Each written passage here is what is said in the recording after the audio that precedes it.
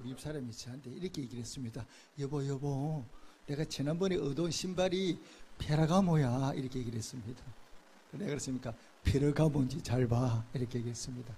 페르가몬지 제가 잘은 모르겠는데 본인은 페르가모라고 믿고 있습니다. 지금. 본인은 제가 산 게 아니니까. 자, 여성들이 선호하는 것이 명품이죠. 대부분 여성들은 명품 하나쯤은 좀 갖고 싶어하는 그런 마음들이 있습니다. 비싸서 못 살 뿐이지. 근데 명품을 대표하는 것이 뭐냐? 대부분 가방이잖아요. 뭐 다른 액세서리 정도도 있지만 명품이라면 대부분 여자들이 손에 들고 다니는 이제 가방들을 많이 이제 얘기를 하는데요. 세계 3대 명품이 이름 뭔지 아십니까? 브랜드 이름이? 제가 좀 말씀드려볼까요? 없지만 에르메스, 샤넬, 루이비통, 이게 이제 세계 3대 명품 가운데 하나고, 명품 중에 명품은 에르메스라 그래요. 에르메스 같은 거는 가방 하나가 1000만원짜리도 있으니까 얘기만 그렇습니다.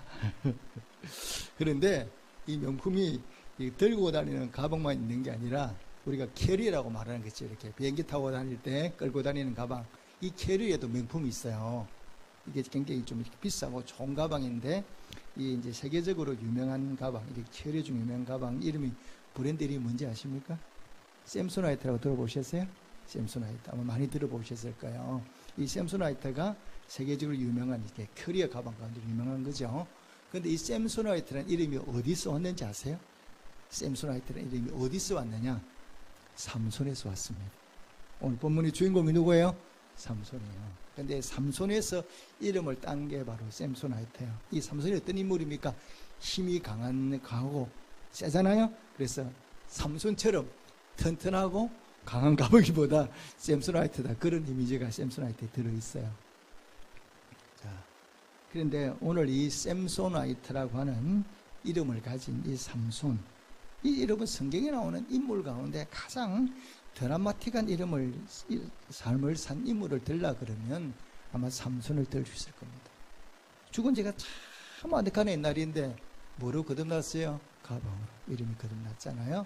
또 삼손과 드릴라라는 영화 이름 보셨어요? 제가 청년 시절에 나온 이런 영화가 삼손과 드릴라거든요. 그 영화에도 주인공도 되고. 이렇게 상당히 드라마틱한 인생을 살다 간 사람이 누구냐? 바로 이 삼손이에요. 그럼 삼손은 도대체 어떤 인물이지?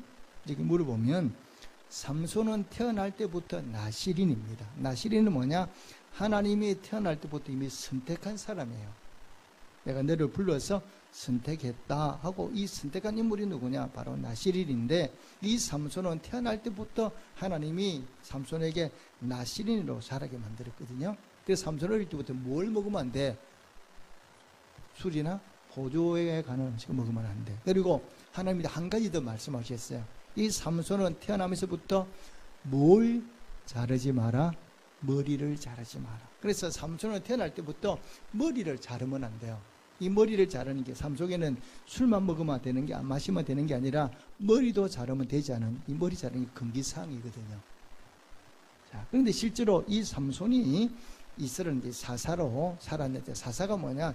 요즘으로 말하면 나라의 지도자라는 거죠. 그래, 옛날 그 시대에는 사사들이 나라를 다스렸는데, 이 삼손이 이제 사사가 되잖아요. 근데 이 삼손이 얼마나 힘이 세냐 그러면요, 사자를 어떻게 죽이느냐? 염소 새끼 죽이듯 죽인다고 성경이 그렇게 말씀하고 있어요. 사자는 우리를 만나면 뭐 다 도망가야지, 사자 싸워 이길 사람이 없잖아요. 그런데 이 삼손이 얼마나 힘이 세냐 그러면, 이제 사자를 죽이는데 염소 새끼를 찢어 죽이듯이 이렇게 죽였다는 거예요. 그리고 얼마나 더 힘이 세냐 그러면, 낙이 특별한 날 가지고 몇 명을 죽여서 1000명을 죽여. 어마어마한 힘을 가진 소유자거든요. 아주 힘이 강한 그런 소유자입니다. 그런데 이 삼손의 힘이 어디서부터 왔어요? 이 삼손의 결혼은 우리로 말하면 근육 운동 많이 해가지고 이게 근육에서 힘이 왔냐? 그게 아니라는 거예요. 성경은 우리에게 이 삼손의 힘이 어디서 왔는가를 정확히 말씀하고 있어요. 사사기 14장 6절에 보면 여호와의 영이 삼손에게 강하게 임하니, 이렇게 나오거든요. 그러니까 삼손의 힘이 어디서 나왔냐? 하나님의 영, 신약으로 말하면 성령이 임하니까 이 삼손에게 아주 강한 힘이 나왔다, 이렇게 말씀하고 있는 거죠. 그리고 신약으로 표현하면 이 삼손은 어떤 사람이냐? 성령 충만한 사람이에요. 왜? 성령이 강하게 임재했으니까. 그래서 성령 충만한 사람이 누구냐? 바로 삼손이거든요. 그래서 삼손의 능력은 어디서부터 왔냐? 이렇게 물어보면 하나님께서 이 삼손에게 그런 강한 힘, 그것을 부어주셨다는 거예요. 그럼 하나님 왜 삼손에게 능력을 부어주셨어? 이렇게 물어보면 이 삼손이 사사거든요.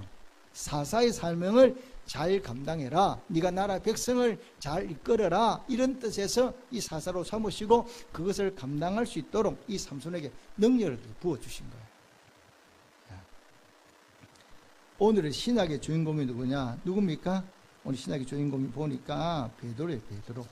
이 베드로가 이제 신학의 오늘 본문의 주인공인데 부활하신 예수님이 베드로에게 찾아오셨어요.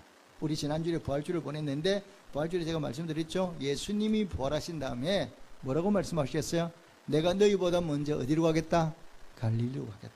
갈릴리에서 너희를 만나 주마 이렇게 말씀하셨거든요. 그러니까 베드로 모든 사람이 갈릴리 사람이니까 이제 예수님이 실제로 이 갈릴리에 있는 베드로에게 찾아오셨어요.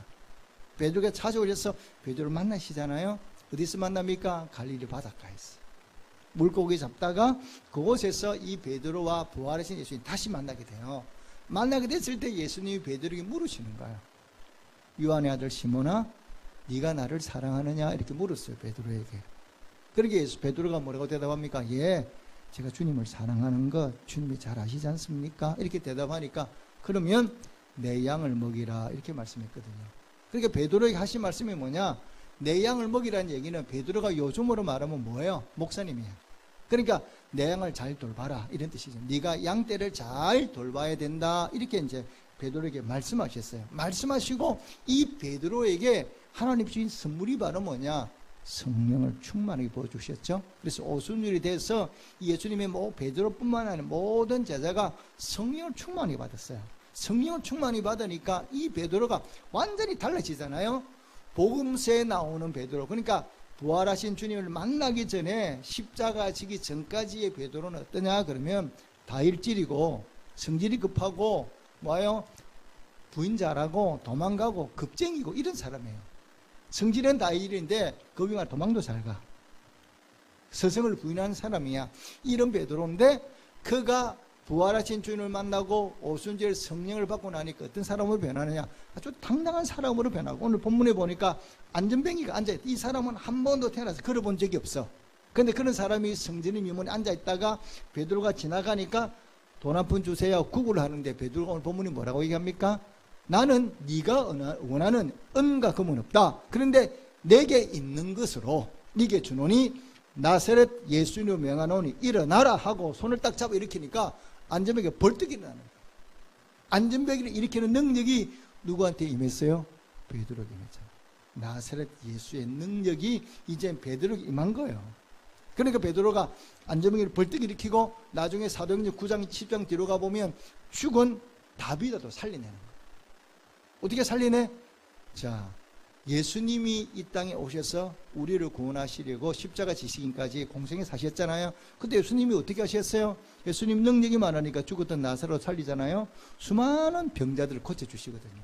그러니까 이 베드로에게 그런 예수님 능력이 임했잖아요. 그러니까 나사렛 예수 이름으로 명하노니 내게는 뭐가 있다? 나사렛 예수의 능력이 있으니까 이것으로 명하노니 일어나라 그랬더니 예수님이 일으켰던 것처럼 그럼 죽었던 사람도 살리고 병자도 일으키는 거예요. 오늘도 보니까 안전뱅이가 뭐 하는 거예요? 베드로가 안전뱅이 일으키잖아요. 왜 이렇게 베드로의 능력이 나타나느냐? 간단히 말하면 베드로가 구약의 그 뭡니까? 삼손에게 성령이 임한 것처럼 베드로에게도 성령이 임하게 된 거거든요. 그래서 성령이 임하면 그 성령은 뭐냐? 우리에게 능력을 가져줘요. 능력을 가져주기 때문에 우리가 능력을 행하는 사람이 될 수 있는 거예요. 근데 한 가지 기억할 거는 내가 이 성령의 능력을 받았다면 이 성령 능력이 한 번 받으면 그대로 유지가 되느냐? 그게 아니라는 거예요. 성령의 능력은 한 번 받으면 이게 그대로 유지하는 게 아니고 시간이 지나면 이 성령의 능력도 뭐냐? 소멸이 돼요. 우리가 핸드폰을 한 번 딱 샀다고 충전했다고 그 충전이 끝까지 가는 거 아니잖아요. 뭐요? 매일매일 충전해야 돼. 저 풍선 보십시오. 지금 공기가 들어서 예쁘게 돼 있잖아요. 저기 좀 있으면 어떻게 됩니까? 공기가 다 빠져나가잖아요. 이것처럼 성령도 소멸되게 돼 있어요. 내가 성령을 받았다?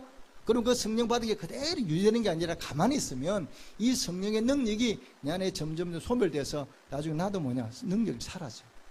그럼 내가 성령령을 받았다? 그럼 이것을 계속 유지하기 위해서 뭘 해야 되냐 말입니다. 그럼 이 성령을 받았으면 이 능력을 그대로 유지하기 위해서 우리가 해야 될 일이 있어요. 그게 뭐냐 이렇게 물어보면 그 답이 오늘 신구약 본문에 잘 나와 있어요. 뭐지? 우리 구약부터 한번 보실까요? 자, 구약에 한번 가보겠습니다. 자, 구약 본문에 가서 어디를 한번 읽어보냐면요, 22절 말씀을 한번 읽겠습니다. 22절 말씀입니다. 자, 구약성경 16장 22절 말씀 우리 함께 읽겠습니다. 시작. 그의 머리털이 밀린 후에 다시 자라기 시작하니라. 아멘. 자, 이게 무슨 상황이냐면 이 삼손이 이제 뭡니까? 능력 있는 이스라엘 백성의 지도자가 됐잖아요. 그래서 이스라엘 백성을 늘 괴롭히는 사람이 누구냐? 블레셋 사람이야. 그러니까 사사가 되어서 이 블레셋 사람을 항상 막고 죽이고 이렇게 해서 이스라엘 백성들을 구하는 사람이 누구냐? 바로 사사 삼손이잖아요. 그런데 문제가 발생한 거예요. 이 삼손이 남자잖아요. 건장한 남자인데 이 삼손이 여인을 사랑했어요. 그런데 여인을 사랑한 게 죄가 아니잖아요. 그런데 뭐가 문제냐 그러면 이 여인이 누구냐? 적국의 여인이야. 블레셋의 여인이에요. 그래서 이 삼손은 보니까 굉장히 제가 보니 성경을 보면요, 삼손은 순정파 같아요. 굉장히 순정 있는 남자인데 이 드릴라를 사랑했는데 정말 사랑한 거야. 이 드릴라를. 근데 문제는 뭐냐? 이 드릴라도 삼손을 그렇게 사랑하면 상관이 없는데 문제는 드릴라는 삼손을 사랑하지 않아요. 이 드릴라는 뭐냐? 삼손이 자기에게 찾아오면 이 삼손을 이겨도 돈벌이 도구로 이 삼손을 생각하는 거예요.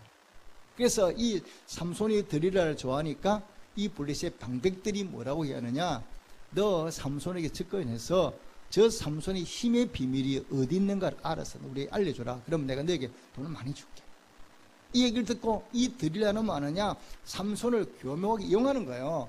자기를 좋아한다는 사실을 알고 어떻게든 이 삼손을 꼬드겨 가지고 삼손의 능력의 비밀이 어디 있는가를 알아내는 게 이 드릴라의 목적인 거예요. 그러니까 삼손은 순수하게 드릴라를 사랑하는데 드릴라는 삼손을 사랑하는 게 아니야. 삼손을 이용해 먹잖아요. 그래서 볼 때마다 이 삼손을 꼬드기는 거예요. 머리 비밀 어디 있는지 알려줘. 자기 사랑한데 뭐 나한테 말도 안. 이런 식으로 얼마나 삼손을 괴롭혔는지 삼손이 머리가 터질 것 같아. 다 나와 있어요. 성경에. 어디 한번 보실까요? 16절 말씀 보겠습니다.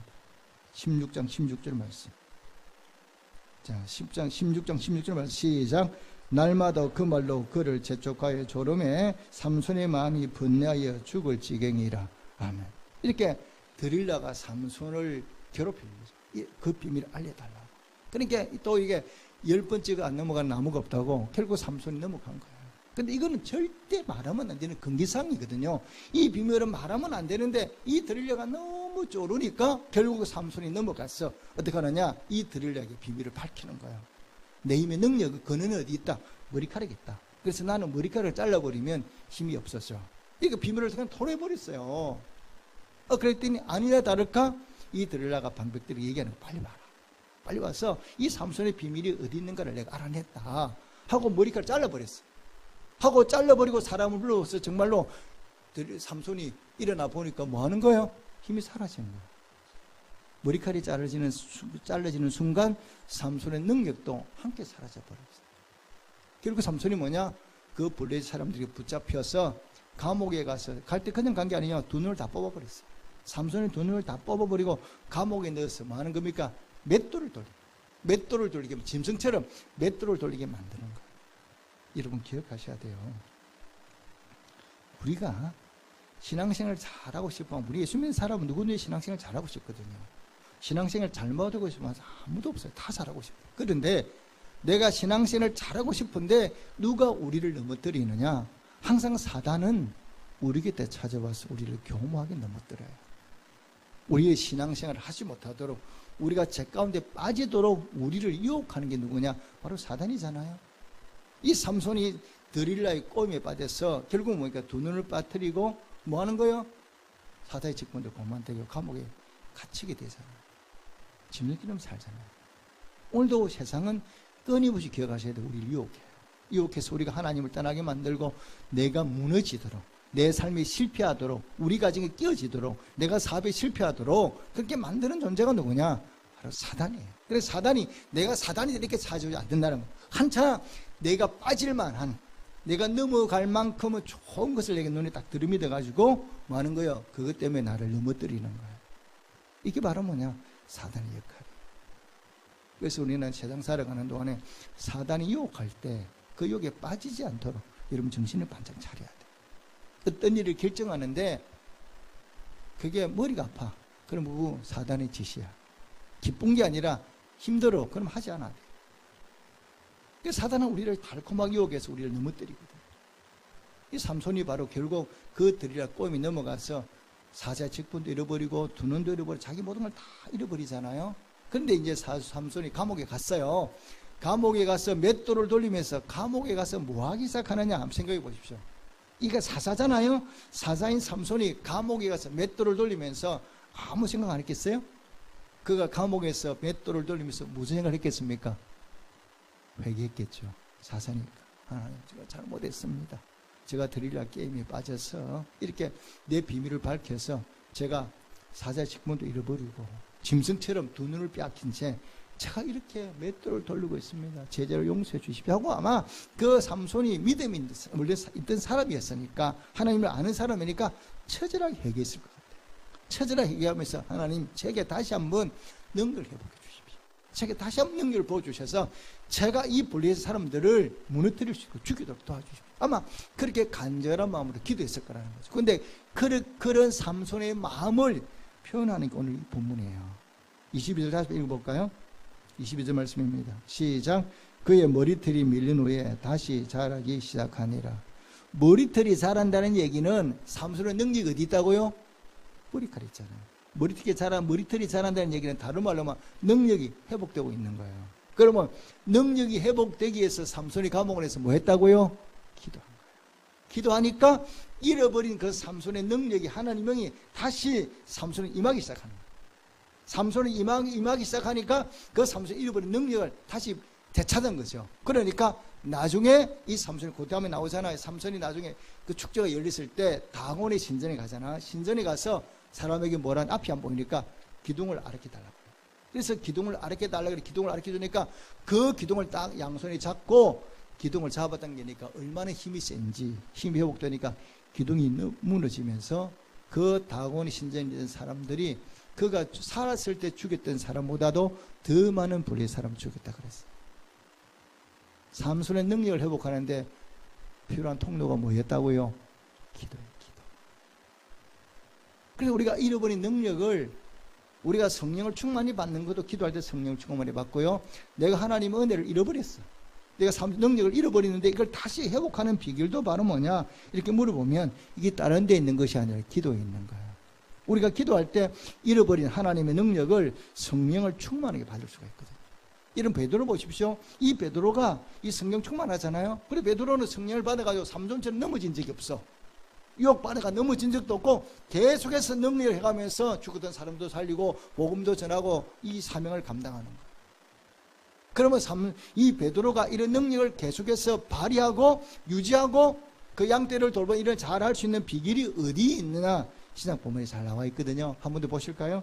자, 우리 사도행전 3장을 다시 한번 찾겠습니다.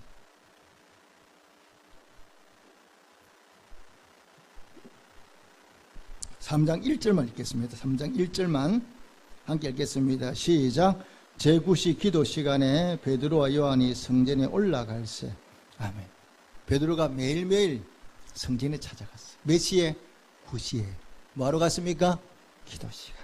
시간을 정해놓고 이 베드로는 성령 한 번 끝낸 게 아니라 날마다 9시 기도 시간이 되면 그 기도 시간에 성전에 달려가서 기도했다는 거예요. 기도하니까 이 베드로의 능력이 사라지는 게 아니야. 늘 그대로 있어. 너 충만하게 작동을 해. 기도할 때마다 병이 나. 기도할 때는 문제가 해결돼. 죽었던 사람을 살리네. 이런 능력이 어디서 오느냐? 바로 여기서부터 시작해. 끊임없이 꾸준히 기도하니까 이 베드로에게 주신 하나님 능력이 베드로에게 임하는 거예요. 우리도 마찬가지거든요. 하나님이 베드로에게만 이런 능력 주시는 게 아니에요. 우리도 베드로처럼 늘 기도하고 사모하는 마음으로 달려나와 기도하고 하나님 의지하면 하나님이 베드로에게 주신 능력을 우리에게 주시는 거예요. 왜? 하나님은 공평한 분이기 때문에 베드로만 주는 게 아니야. 베드로같이 그렇게 간절하게 기도하고 뜻을 정해 기도하면 하나님 그런 능력을 우리가 오늘 이 시대를 사는 우리에게도 얼마든지 주실 수 있어요. 문제는 뭐냐? 우리께 기도하지 않는 게 문제지. 그런 마음으로 기도하지 않는 게 문제지. 그렇게 기도하면 얼마든지 우리가 이런 기적을 나도 경험할 수가 있어요. 제가 이제 21, 22살쯤 돼서 주일학교 이제 교사를 했어요. 아동부 교사를 했는데 제가 4학년을 담임을 했거든요. 근데 우리 반에 공부를 전교에서 제일 잘하는 애가 있었어요. 그러니까 그 학교에서 4학년 중반에 공부를 제일 잘하는 애가 우리 반 학생이었어요.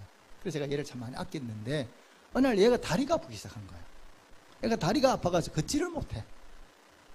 그래서 이제 제가 그때만 해도 얘 아버지는 배 타러 가보고 엄마가 집사님인데 아마 직장을 다니고 이러니까 얘를 병원에 제대로 데려가지 못했어. 그때마다 가난하니까 얘가 이렇게 어려워도 택시를 타고 갈 생각을 못 하는 거죠. 시내버스를 타고 이제 병원을 가는 거예요. 그러면 제가 얘를 업고 이제 엄마가 얘가 크니까 잘 못 입는 거예요. 그리고 상여자를 제가 이제 업고 이제 병원을 갔어요. 이제 업고 타서 버스에 앉히고 내릴 때 이렇게 이제 했는데 나중에 이제 얘가 정말 다리를 못 쓰게 됐어요. 못 쓰게 돼서 얘가 이제 수술을 해야 될 그런 이제 뼈를 잘라내고 다른 뼈를 이식해야 할 그런 이제 상황이 된 거죠. 그래 병원에 가서 수술을 결정하고 온 다음에 이제 걔를 데리고 집에 왔는데 그 엄마 집사님이 그렇게 이제 우시는 거예요. 갔다 와서 그냥 우시면서 이제 저한테 얘기를 하는 거예요. 얘가 아픈 게 다 내 탓이라는 거예요. 저거 그래서 아이가 아픈 게 엄마 탓이야. 제가 네 생각하고 있는데 엄마 집사님이 저한테 얘기를 합니다. 왜 우리 아이가 이렇게 아프게 됐는가? 얘기를 하면서 저한테 하는 얘기 뭐냐? 선생님, 우리 아이가 원래 소아마비였어요. 이 아이가 잘 걷는 아이인데 정상이 아이인데 원래 4살에 소아마비가 왔대요. 그래서 소아마비가 와서 제가 이제 소아마비 걸려서 제대로 못 걷는 아이가 된 거예요. 그러니까 이제 엄마가 이 장남이고 이러니까 이 아이를 어떻게 좀 걷게 해보려고 이 소아마비 좀 고쳐보려고 좋다는 다 다닌 거예요. 다 다니도 이 아이 소아마비를 생각해보세요. 40년 전에 병원에서 고칩니까? 여러분 옛날에는 소아마비 많은 거 기억하세요? 우리 또에는 소아마비 참 많았거든요. 다리 저런 아이들이. 그래 그거 못 고쳤는데 교회 다니는 집사님 한 분이 뭐라고 이렇게 얘기할 때 자기한테 얘를 데리고 대구의 그 기도원의 현진의 근사님 집회하는데 한번 데려가봐라 그러더래요. 그러면 그 근사님이 혹시 안수하면 고칠 줄 몰라 이렇게 얘기를 하더래요. 그래서 얘기만 듣고 찾아간 거예요. 대구에 이제 현신의 근사님이 집회하는 그 이제 기도원을 찾아갔어요. 근데 이분이 원래 신앙을 가졌던 분이 아니기 때문에 얘기도 찾아갔는데 뭐가 뭔지는 몰라. 뭐 교회 필요로 나본 적이 없는 분이니까. 그래서 얘를 데리고 이제 그래 이 현신의 근사님이 대구에 한 달에 한 번씩 내려 일주간 집회를 했어요. 한 달에 그 당시에 한 달에 한 번씩 대구에 내려와서 그 기도원에서 집회하고 올라가고 서울분이 그렇게 하셨거든요. 그리고 이분이 첫 주, 둘째, 셋 주까지는 얘 데리고 왔다 갔다 정신이 없어. 근데 네 번째 마지막 한 달 네 번째 간 때는 이 집사님 그렇게 마음을 먹었대가 내가 이번에 가서 어떻게든 우리 아이를 데리고 근사님한테 안수기도 받겠다. 이런 마음을 가지고 이제 가서 금식하며 기도하면서 이제 이렇게 기도하고 집회가 끝나면 아이한테 안수기도 해달라 그래야지. 이렇게 이제 마음을 먹고 기도를 한 거야. 근데 이제 집회 참석 애를 옆에 데리고 앉아서 바닥에 앉아서 예배를 드리고 있는데 갑자기 근사님이 설교하다 말고 밑으로 쭉 내려오더래요. 자기 아이한테. 오더니 아이 아픈 다리를 손으로 쭉 만지니까 가죽이 뜯다고 이 살 피부가 쫙 벗겨지면서 뼈가 쑥 나오더래요. 그런데 그 근사님이 흰 약품 같은 종이 이런 거 손 같은 거 가지고 막 이렇게 아픈데 붙이더라는 거예요. 붙이고 다시 손으로 다 이렇게 만지더라는 거예요. 그리고 그냥 올라간 거예요. 그런데 가만히 보니까 지금 근사님은 내려온 게 아니고 뭐 하고 있는 거예요? 지금 설교하고 있는 거예요. 이 설교를 하고 있는데 자기가 내가 뭐 잘못 봤나? 이런데 실제 근사님은 설교하고 있는데 자기 눈으로 이제 자기 아이에게 만지는 거 자기가 이제 본 거죠. 쉽게 말하면 환상을 본 거죠, 일종의. 그러고 이제 끝났어요. 그래서 집회가 끝이 났어요.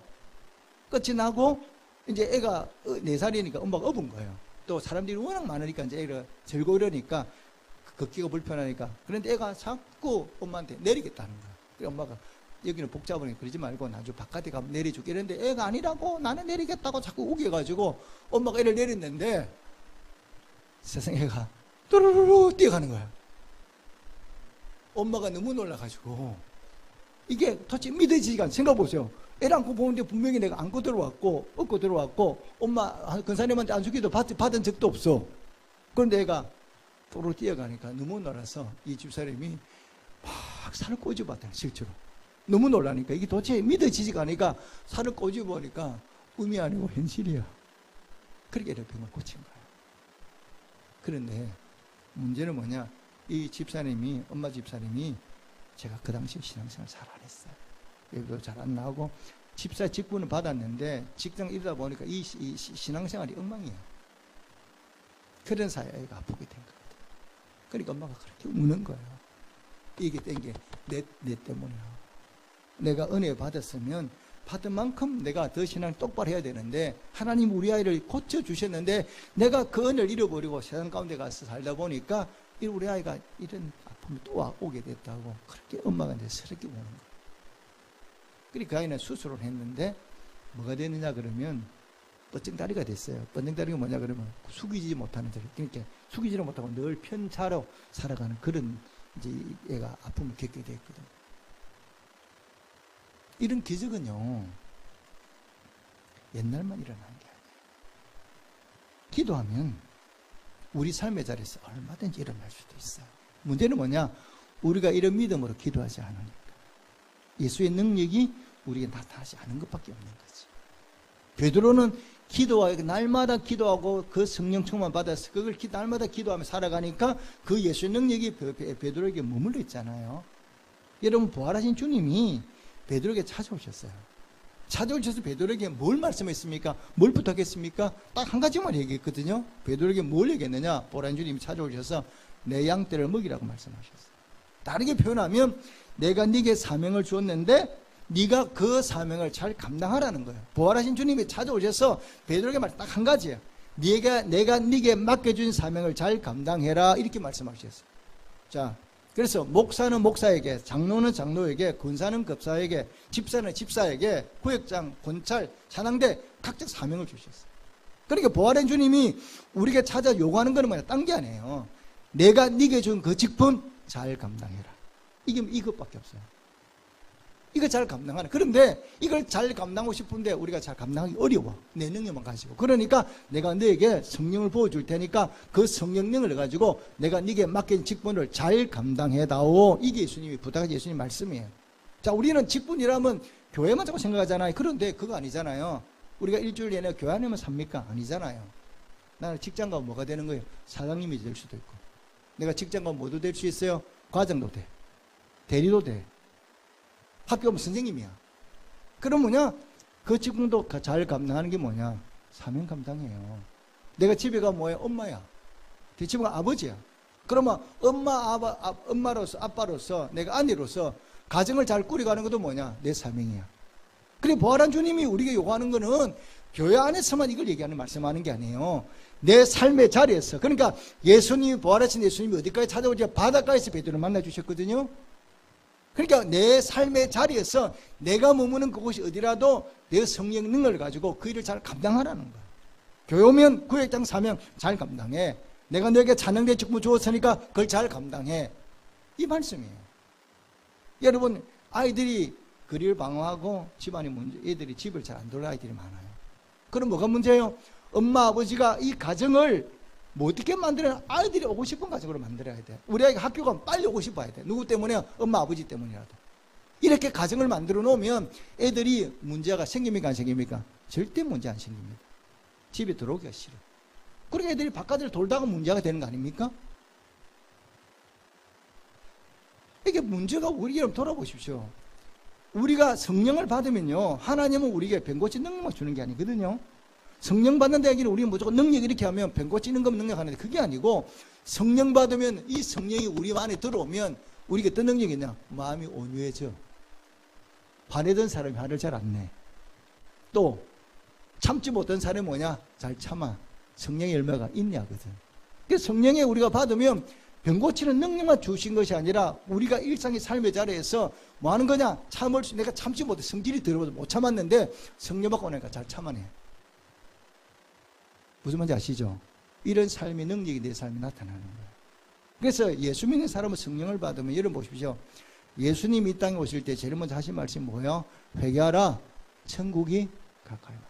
천국이 가까웠다는 얘기, 하나님 천국이 옮겼다 이 말이 아니고, 예수님이 우리 안에, 하나님 나라가 내 안에 임하는 거예요. 예수님이 오셨으니까. 성령이 나한테 임하면 하나님 나라가 내 안에 천국을 경험하면서 사는 거거든요. 그래서 우리가 이 땅에 살아가는 동안에 죽어도 천국 가지 않아도 날마다 천국 같은 기쁨을 누리며 살아야 돼. 그래서 내가 사는 곳이 뭐냐? 우리 가정이 천국으로 변해야 돼.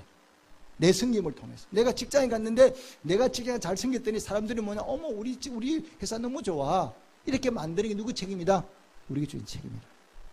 여러분 그렇게 살고 계세요?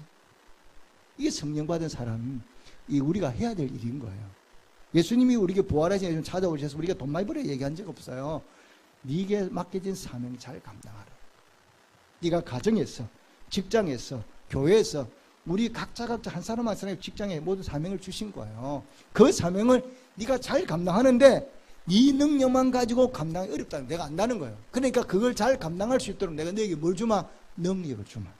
그러니까 네가 내 와서 뭐 해라? 기도하면 그런 능력을 내게 허락해 주마. 이 말씀이거든요. 그럼 우리가 기도한다는 것은 여러분 뭡니까? 백모신 능력만 지금 얘기하는 게 아니에요. 예수를 믿으면 예수의 능력이 내 안에 들어오게 되거든. 그럼 내가 예수님의 마음이 오냐고 겸사하는 분이에요. 품는 사람이에요. 그러니까 내가 예수 믿기 성령 받기 전까는 쏘가지가 요만해. 김사님 말해. 그래서 다른 사람 품지를 못해. 근데 예수를 믿고 나니까 속이 넓어져. 누가 뭐래 좀 품을 수 있는 아량이 우리 속에 생겨나기 시작해요. 그리고 그 전까지는 내가 아프면 꼼짝도 못했는데 내가 기도했더니 이 사람이 병이 나. 이게 바로 뭐냐? 부활하신 주님이 우리에게 주신 성령의 능력이에요. 이 능력을 우리가 소유해야 돼. 하나님이 주시겠다 약속했으니까. 근데 이걸 한 번 받아야 되는 게 아니라 이 성령의 능력 꾸준히 공급을 받아야 되거든. 그래서 성경 우리에게 뭐라고 말씀하느냐? 쉬지 말고 기도하라는 거예요. 베드로가 뭐 했습니까? 기도 시간을 정해놓고 늘 기도하잖아요. 그러니까 베드로의 능력이 유지가 되잖아요. 삼손은 뭐냐? 성령을 받았어. 안 받은 게 아니야. 받았는데 기도하지 않고 들이를 꼼에 빠졌어. 기도하지 않고 제 가운데 빠져버리니까 성령이 떠나버리는 거야. 결국 비참한 인생을 살았죠. 마지막에. 오늘 우리가 어떻게 살아야 되는 걸 다시 한번 우리 자신을 점검하고, 오늘도 부활한 주님 우리에게 찾아오셔서 뭐라고 말씀하느냐? 내가 너를 도와주마. 내가 너를 붙들어주마. 내가 너와 함께하마. 네가 내게와 기도하고 성령 충만히 받았어. 네가 사는 곳을 어떻게 만들어? 네 사명을 잘 감당해서 네가 사는 내 가정, 네가 사는 직장, 네 교회를 뭐로 만들어? 천국 사람답게 만들어라. 이렇게 말씀하시거든요. 오늘 주신 말씀 물뜨고 다시 한번 여러분 기도의 자를 회복해서 이런 능력을 다 회복해서 정말 성령 충만한 인생을 살아가는 맡겨진 사명이 무엇이든지 그 사명을 잘 감당해 나가는 우리 모두 성도들이 되시기를 주님의 이름으로 축복합니다. 아멘. 기도하겠습니다.